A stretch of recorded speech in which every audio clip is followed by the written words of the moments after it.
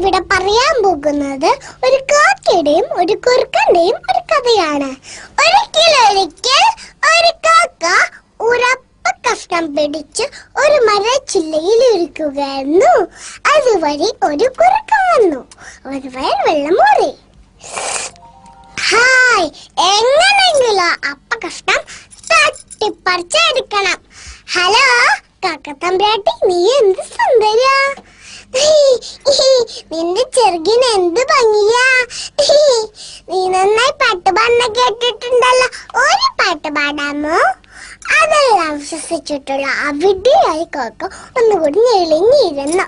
അപ്പൊ കുറുക്കൻ പറഞ്ഞു, നിന്റെ പാട്ട് ഒന്നും കൂടി കേട്ടോട്ടെ.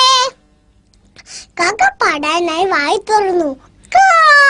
അപ്പൊ കഷ്ണം താഴെ വീണു.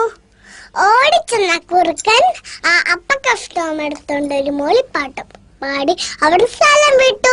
കാക്കയ്ക്കാണെങ്കിലും സങ്കടം വന്നു.